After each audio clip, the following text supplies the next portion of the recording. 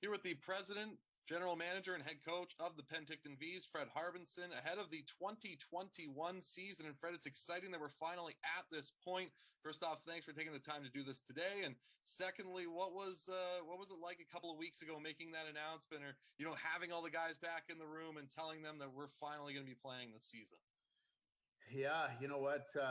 It seemed like every time we had an announcement, it was something that was more of a negative tone than positive, and there was this time felt a lot differently, clearly, and it was ironic. It was to the day, basically, of when we told our players they had to go home a year earlier, in the playoffs. So in this situation, I had Graham Fraser, our owner, majority owner, do it over FaceTime, mainly because in most cases, we've got great ownership here where some teams, the owners are right up in the middle and get involved in all kinds of things and want to talk to the team all the time. Graham very rarely does. He just supports the players and the families but in this case, I wanted Graham to be the one to give the news because he was one of the guys that was in the trenches, really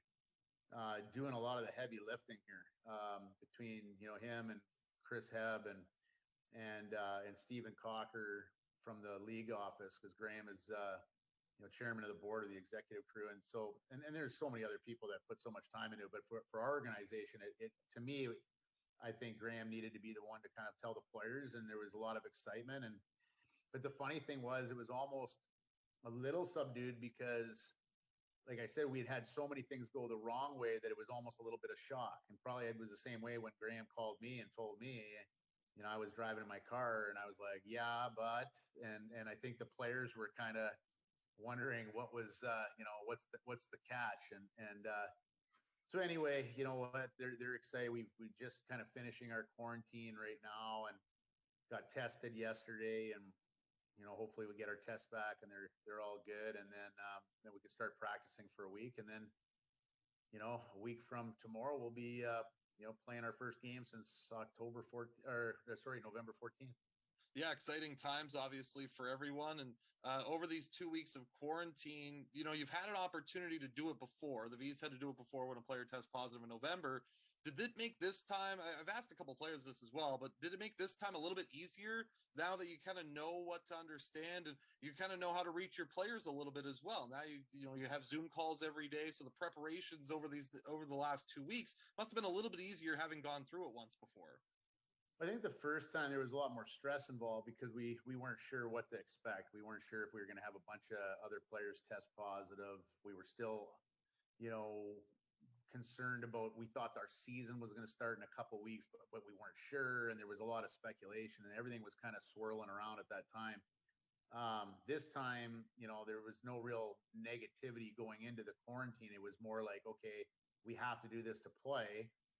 It's not something that we enjoy or, we want to overly embrace, but okay, how do we embrace it? And so for us, we just basically looked at it as like starting training camp over again. We have a series of different videos that we sort of go through with our players in training camp, and we started kind of going through them again with them. And we had a bunch of new faces too since training camp, kind of going over system work and a few other motivational sort of interviews and stuff that we did, and to try to kill the time.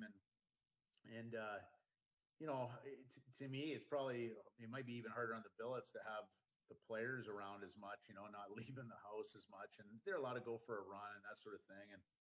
And for me, like our staff, this was way easier this time because on top of getting prepared, obviously for the season coming up here in a week, we're kind of finishing our recruiting. So there's been a lot of teams that watching high school games last night in Minnesota, the sectional finals and all these different things that are kind of that we're really jumping in with both feet. So it's given us more time to kind of close that section off, so we're ready for the fall as well. So I think we've made the best out of a tough situation, and not only in the quarantine but the whole season in general. And I'm real happy for the players and the organizations, and like I said, the owners and governors that put in so many hours of stick handling through this to see, us to be able to finish the year on the ice is going to be great. Yeah, and speaking of on the ice, it's been so long since we've seen this team play. Obviously, there's been a couple of players that have gone and went to the USHL. The Vees have added a couple of players in that time as well. One in particular is Philippe Chaplot, who was acquired a week after the Okanagan Cup was done and didn't get a chance to play a game. So I'm sure next Friday will be a nice bonus for him. But on the ice, what can fans expect from this team? I think we've seen some players over the course of the last 4 months in practice really elevate their game. Jacob Quillen is one guy that comes to my mind when you see him on a day-to-day basis, but it seems like this team isn't missing much from what we saw in November.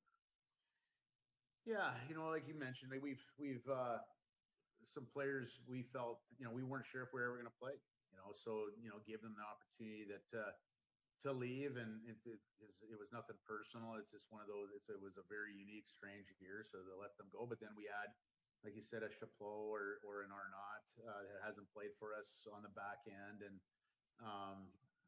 so there's, we might not be where we were at the beginning of the year, but we're still going to be pretty darn competitive. And the thing is this: there's going to be two things that are non-negotiable. We're going to be definitely prepared, and then we're going to definitely work. And so, we'll take our chances if we are prepared with our own game and understand who our opponents are, and then we go out there and compete extremely hard every night. I like our chances.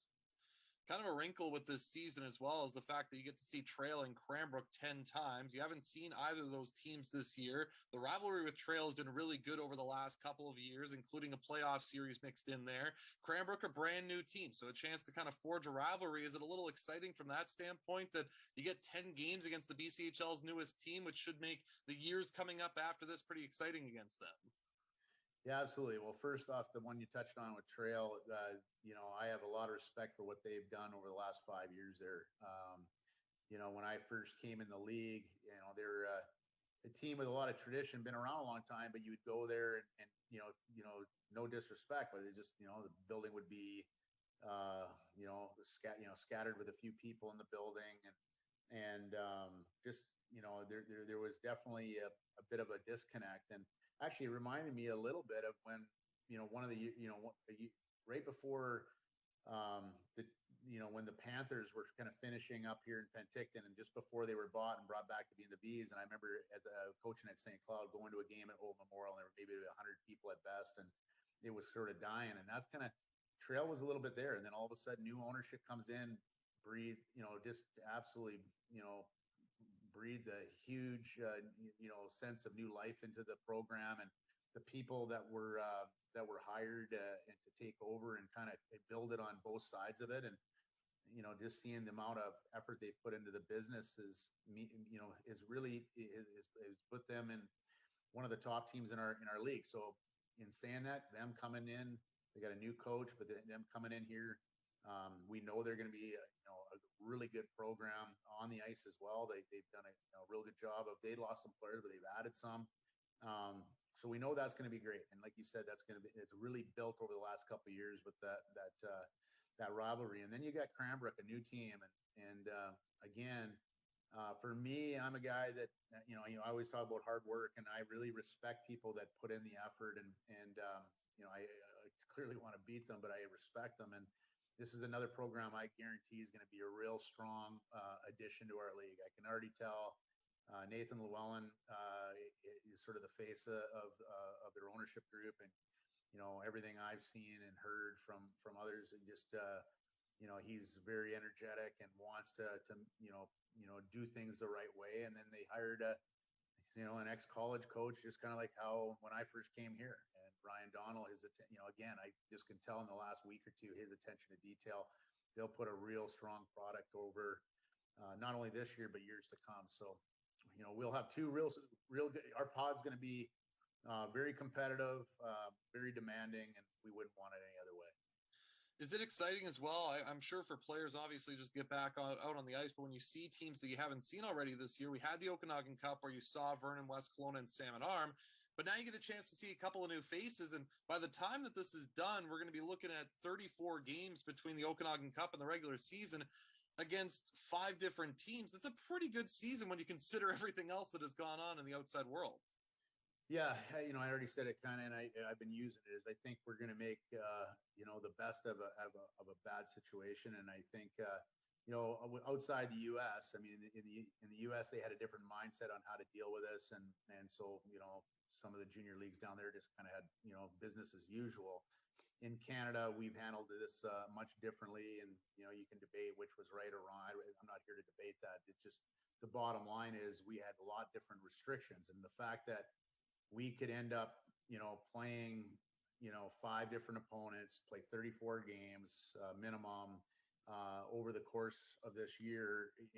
It's a testament to, again, the leadership and the ownership of the BC Hockey League. I think it's something that we're very fortunate that has been really strengthened in the last couple of years, and it got us prepared to be able to handle this kind of magnitude of a situation. And I'm again not saying that anybody in the past did things wrong, but I would just say that it would have been hard to imagine 5, 6, 7 years ago this league being able to get through something like this. And I think one of the things that Chris Hebb has really done is and Graham and the rest of the guys is they want to win on the ice. They want to beat each other on the ice, but they want to work together in the boardroom. I think it's definitely saved us in this situation and given us the opportunity to like you say, play 34 games, play a bunch of, each team's going to end up playing 4 or 5 different opponents throughout the year. And then, let's hope the other people do their job, getting the vaccines out, rolling out, the government gets going here and the medical people get going so that we can get, back to business as usual in the fall. Now, I know something that's been kind of tossed around a little bit. Obviously, it's tough to ask, but I will pose this question to you. I know playoffs is something that has been a thought of. Is there anything that you can touch on that? If there is the possibility that maybe there will be a short playoff after this pod season is done? I would hope so. I mean, people and, coaches, players, anybody involved at this level of sport, hey, we're excited right now to play games, but like anything else, once you're given something, you want more. And we're wired to want to win championships clearly. And I think the best scenario would be maybe a single knockout type thing with between 4 or 5 teams. If we have 5 pods, maybe it's, I don't know, like I haven't even put my head together on how they would be able to do it, but a lot's going to come. It's not that we don't want to, everybody I'm sure wants to. I think it's going to come down to is if, the kind of restrictions of, do you have to take a big break before you play different teams or whatever it is, it's going to be more of a, Vees sport or PHO, directive that, on what we're allowed or not allowed to do. But I know we're hopeful to have some sort of short little playoff at the end, and hopefully we can figure that out soon. And lastly for you, I know fans won't be allowed in the building in the SOEC for any of these games, but I think as we saw through the Okanagan Cup, there's a lot of excitement there when it comes to the fans and the opportunity to watch this team play. So, is there anything that you want to speak to Vees fans before we finish this off? That it's exciting to have a season now, and there's an opportunity to watch this team play for the next month and a half.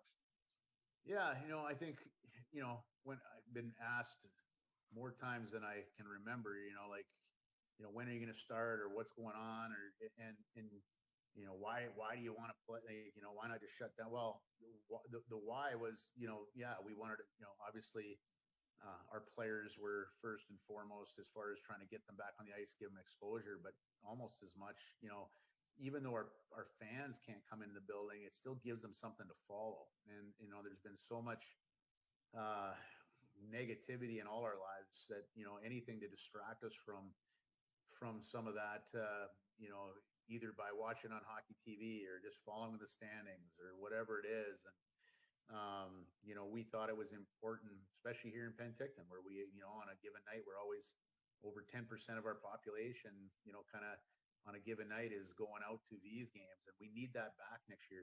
We can't go another fall and winter without that, talking to people in town and other, aspects of life, not just these games, but other things about going out, and we need to get back to that.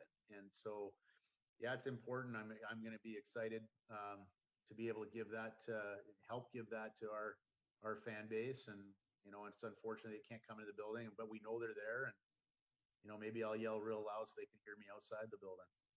I'm sure a lot of them will look forward to that. Well, appreciate your time today, Fred. Thanks so much for this. And we look forward to a week from now, opportunity to drop the puck. Thanks for having me. And we'll look forward to getting this kicked off next week. And you know what? Better days ahead.